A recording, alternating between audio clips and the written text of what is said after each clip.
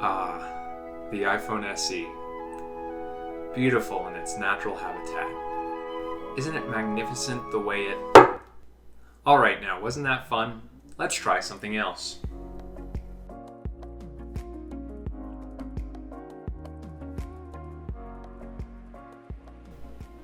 .7 inches. Just crazy.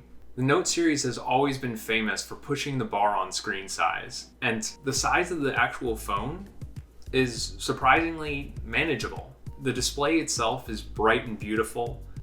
There are a couple of downsides here. While there's no notch, the cutout for the camera on the front can be distracting sometimes. And Samsung's classic curved edges can lead to some accidental touches along the sides. Of course, several phones in the last year have been released with faster refresh rate displays, but personally, I haven't noticed a huge difference switching from the Galaxy S20 series back to the Note 10. All in all, this display is still one of the best on the market, and it absolutely gets a check from me. Some manufacturers have gone crazy with design in the last year, with pop-up selfie cameras, curved displays that curve around the sides, and even displays on the back of the phone. Whereas the Note 10 has a relatively clean design. I would describe the Note's design relative to the S series as more utilitarian. The problem is unlike the S20 series, the Note 10 has curvier edges, which make the side rails of the phone a lot sharper and a lot tougher to hold on to. Considering how large the phone is, this makes the ergonomics a little bit worse, and I would prefer having flatter edges that were easier to grasp. Despite that, the design of the Note 10 is actually quite clean and quite pretty, and I absolutely would give it a check here. Over the last couple of years, the race for the best smartphone camera has been getting more and more competitive, and most manufacturers are starting to differentiate on features rather than camera quality now. So features like multiple lenses or night mode are becoming more and more popular. The Note 10 5G is no slouch for features, with 3 primary cameras on the back and one 20 megapixel front-facing sensor. There are actually 2 extra sensors on the back of this phone for sensing depth, but I haven't noticed any particular advancements from those sensors. The 3 primary sensors are actually quite good though. It's got 1 standard lens, 1 ultra wide, and 1 telephoto, like you'd see in most phones nowadays. And all 3 take fantastic pictures. Just look at these shots. Especially in night, the Note 10 has incredibly good performance. And I think this is right up there with even phones released in 2020. What matters for me in whether a smartphone camera is good is whether it's good enough to take a picture that is fantastic in most scenarios.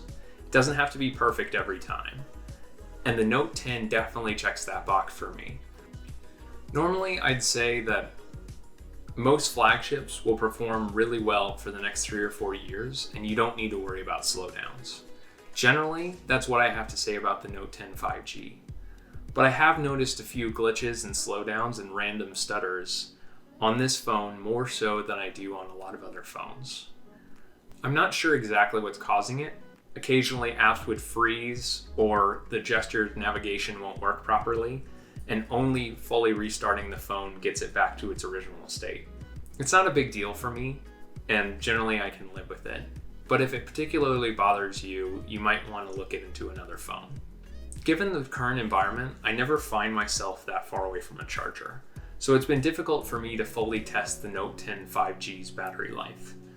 Generally, I've been satisfied with how long this lasts. I get anywhere from 5 to 7 hours of screen on time on a typical 100% charge. But every now and then, I realize that even leaving the phone off the charger without using it drains the battery at a faster rate than I expect most phones to. So after leaving it off the charger overnight, I might lose 10 or 15% battery life. That's not too big of a deal for me right now, but if I was using this phone more regularly, I would probably put it on a charger most nights. Outside of the hardware features, it's really important for a phone to offer great software features that make it unique. And the Note 10 is the flagship for that. Samsung's included a number of new features into the Note 10's Pen, the S Pen, which can be convenient at times. This includes remote taking pictures by clicking the button on the pen, or waving the S Pen in the air in order to fast forward or rewind through music or swipe through pictures. There's a couple of features here that I don't find myself using all that often. Unfortunately, there's one thing that the Note 10's S Pen fails to deliver on for me, and that's writing performance. While pressure sensitivity, tilt, and the friction of the pen on the screen are all quite satisfying, putting down the phone on a hard surface causes the phone to wobble with every stroke, which is just so darn frustrating. In addition, the curved display limits the size of the canvas that you're writing on, and turning on swipe gestures from the side means that you can't even write on the edges at all. These might seem like little gripes, but it actually makes the writing experience on the Note 10 quite frustrating, and so I don't find myself using the S Pen all that much. I've owned the Note 10 5G for a few months now, and I have enjoyed my experience with it. It's quite a great phone for right now, considering even though it's not so compact, the screen is massive. So if you want to watch movies or YouTube while sitting on the couch, it's great. All in all, this is a great all-around phone. But unfortunately, Samsung pitches this phone as being different, as being unique, as having features that no other phone has.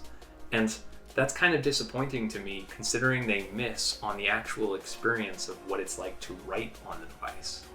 Samsung has an opportunity here.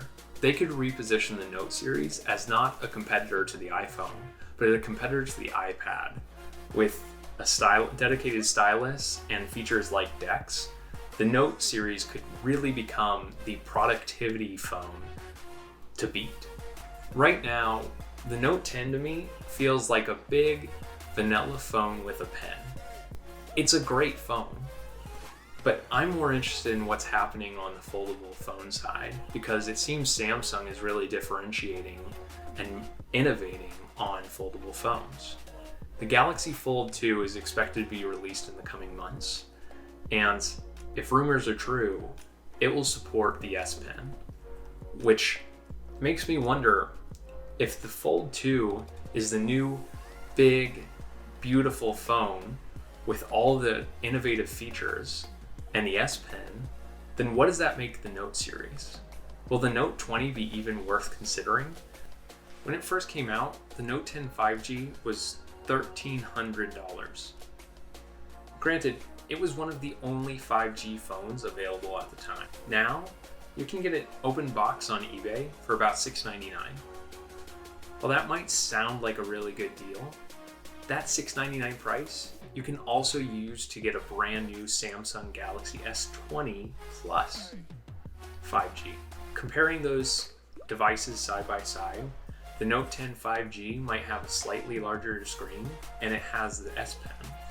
But the S20 Plus has the newer Qualcomm Snapdragon 865, and it has what I would argue are generally better cameras than what I've found on the Note 10 5G. They're pretty close, so either way you're going to get an excellent phone, but I would opt for the newer device for the same price, unless you really want the S Pen. What do you think about the Note 10 series? Was I too harsh on it? Is there something that I'm missing here? Or are you a bigger fan of the Fold series and more interested in what Samsung's going to be offering with the Fold 2? Let me know down in the comments. And if you like this video, please just send a like and subscribe, and be sure to follow us on Twitter. Thank you for watching, and I'll see you in the next one.